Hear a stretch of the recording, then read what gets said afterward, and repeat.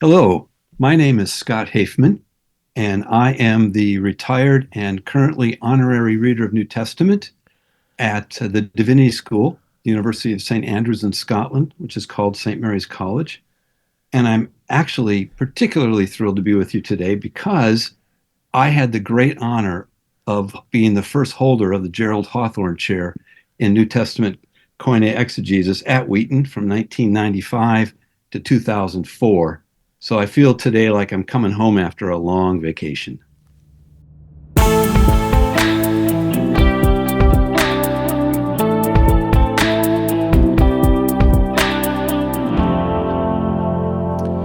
Dr. Scott Hafemann. Scott, good to see you. Welcome to the Exegetically Speaking. Thanks. It's great to be with you, Dave. It's a pleasure. It's been a long time since I've seen you. I guess it was a TEI meeting, Theological Education Initiative, last time I saw you a few years ago. You're making your home now in Savannah. Yes, I did. I am. We retired here from Scotland for family reasons, and we've been here now almost 6 years. Still doing research and writing, but spend a lot of time taking care of family members too. Yeah, and you're working on First Peter, commentary on First Peter for the Pillar series. Yeah, that's keeping me busy nights and weekends of my life. Well, today we're going to be talking about the Lord's Prayer in just a minute. But before we do that, I'd love to hear how is it that you started begin to read Greek? Well, it may be a bit of an embarrassing story, but I became a Christian during the Jesus movement and through the Jesus movement, and we had a lot of zeal back then, but often not a lot of knowledge. And I can remember very distinctly being in a Bible study in a home, being led by a very sincere and pious woman. And she was talking about the Bible, of course, in the study, and made the comment with a lot of conviction that if the King James Bible was good enough for the Apostle Paul, it was certainly good enough for us. And not having been a Christian for very long and not having read the Bible for very long, that piqued my interest. And I can remember that night going back and actually reading the preface to the New American Standard Bible, which I had never read before. And lo and behold, in the preface, discovered that the Bible had actually been written in Hebrew, Aramaic, and Greek. And so the light went off, and I thought, well, if that's what the Bible was actually written in, not the King James English, then maybe you should just read the Bible in its original languages. And not too much longer after that, I found myself as a freshman in college. And with one of the few electives I had that year, I signed up for my first class in Greek as a freshman and been working on Greek ever since. You know, I'm amazed at how formative I think the Jesus movement of the 70s and such was in the life of a lot of scholars that I know. Yeah, actually, it was. I mean, of course, missiologists now talk about it as the third great awakening in American history. And 69 to 74 ish Yeah, was very formative. yeah, a lot of people, and including myself, at least from Atlanta. I was in Atlanta at that particular time. All right, today we're going to talk about the Lord's Prayer, and I mean, just the notes that you sent me piqued my interest because this is not something I've thought about before. Particularly the difference between verses 9 and 10. Tell us about that.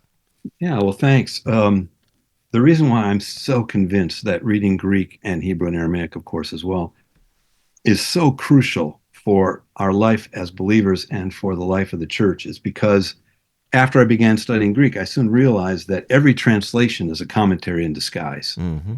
And commentaries on the Bible then are secondhand commentaries on the Bible. And reading Greek allows us to pierce through these commentaries on the scriptures and see for ourselves what's really going on, and not to out-translate the translators, but to see what kinds of decisions they were making as they interpreted the Bible for us and put it into language that we could read easily. And so I love reading Greek because I think asking questions is the key to understanding. And when you read the New Testament in Greek, it leads you to ask, I think, as a first-hander, the greatest questions of the greatest text. And just as an aside, you actually get 3 for 1 when you learn New Testament Greek because the Septuagint was written in the same Koine language as the New Testament, as was the literature of the early Christians and the early church fathers. So you get 3 for 1. You get to trace the development of Christian thought from the Septuagint all the way into the second and third centuries AD. And so there's nothing better you can do then read the Greek New Testament. So, in light of that, Yeah, I'm I was convinced of the reading the, same, by the way. I'm yeah. convinced of the same. Oh, good, good.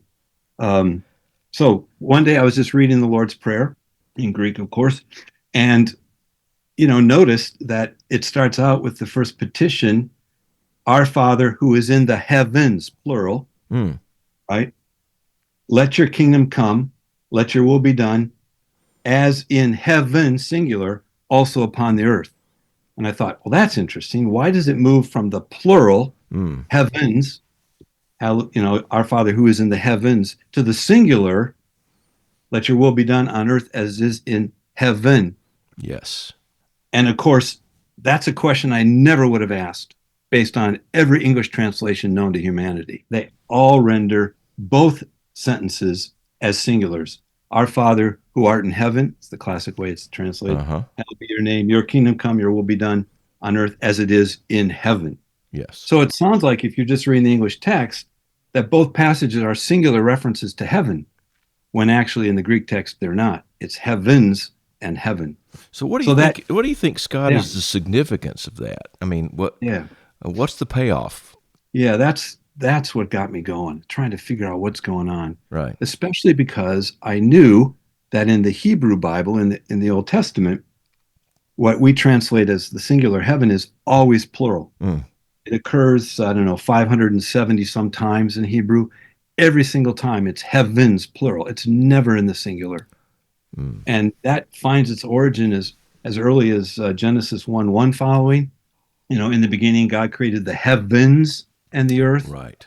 And of course, there's three heavens in Genesis 1. There's the heaven where the birds fly, there's the heaven where the stars, the moon, and the sun are. Mm, And then, of course, above that, there's the heaven where God is, who looks down upon all things and makes the other two heavens. So in Jewish thinking, from Genesis 1:1 on, they often viewed the world as consisting of course, one earth, but three heavens, because the word heaven actually means sky, of course. And right. phenomenologically, when you look up, you see the sky where the birds are, you see the sky where the stars are, and then, of course, beyond that is where God is. Hmm. So most Jews thought, yep, there's three heavens. Some thought there were 5, 7, 10, Yeah. but it doesn't really matter because no matter how many heavens you think there are, God's always in the highest one. Yeah. Um, So you think that's the significance here of the plural, or is it representing that Jewishness? You think yeah, that you find in the yeah. Septuagint, say? It's great. It's both and. It's a Hmm. great question that you're asking. It's actually both and because when you switch from the Hebrew text into the Septuagint, the Greek worldview, as expressed in the Greek language, didn't view the skies phenomenologically. They just talked about the heaven almost always. Once in a while, you can find a plural in secular Greek, but hardly ever. And so they just speak about heaven in the singular, Hmm. never, not very often in the plural. So when the Greek translators are translating the Hebrew into Greek, into the Septuagint, and they came across all these plural references to the skies or the heavens, they rendered them singular, heaven, Hmm. uranos, rather than plural. So only 10% of the time do they use the plural. So that got me wondering, well, why, if they're going to render the Hebrew 90% of the time as the singular, would the Greek translators 10% of the time still use the plural, which goes against typical Greek usage? Right. So I began to look at all those passages where those 51 passages where the plural is used. And I came up with a theory, and this is what I would test your All right. listeners with today. And what's great about this is even the beginning Greek student who learns the difference between singular and plural in the first declension can study this for themselves. Yeah. It can spot Just it. look It up can all the spot it. singular, yeah. Just look up with, all the places where the singular and their plural is used and ask yourself, what's going on here? Yeah. Well, here's my theory.